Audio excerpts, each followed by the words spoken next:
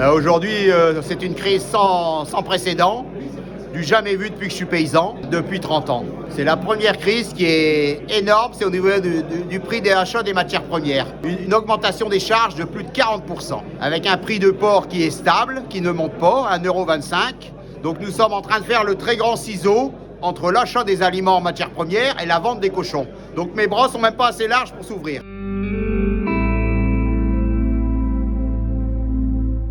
C'est un plan en plusieurs volets. Donc le premier volet, c'est immédiat sur 75 millions pour aider les éleveurs les plus en difficulté, en trésorerie, à plus de 80% de court terme utilisés.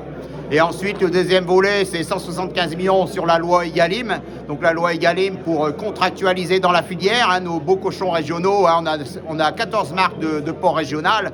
Ceux-là, il faut les contractualiser avec la filière de l'amont à l'aval, c'est-à-dire le groupement de producteurs, l'abatteur, le charcutier, le consommateur, le distributeur jusqu'au consommateur. Et ensuite, il y a le volet social. La MSA était là ce soir aussi. Nous avions tous les corps importants en temps de crise, les banques, le centre de gestion, la MSA et puis l'interprofession. Et là, c'est très important de dialoguer pour se serrer les coudes entre agriculteurs et puis vraiment sortir de ce qu'il nous faut. Et on a eu la surprise d'avoir aussi l'administration qui était là ce soir, la DDTM, au niveau de l'agriculture. Et là, au moins, ça leur a permis de prendre le poumon de la filière porcine agricole aujourd'hui, et notamment en Flandre.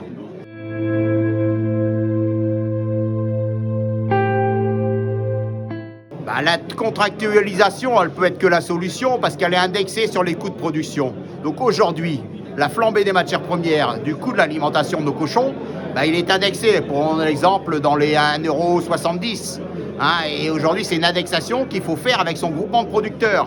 Et lui doit la refaire avec son abatteur. Et l'abatteur doit le refaire avec son saisonnier. Et le saisonnier continue avec le distributeur. Et on arrive au consommateur. Et il faut que tout le monde, pour une qualité qu'on sait faire dans la région Hauts-de-France, il faut savoir la rémunérer. Autrement, on va la perdre, notre production régionale Hauts-de-France. Et c'est ça qui est important. On est en détresse aujourd'hui.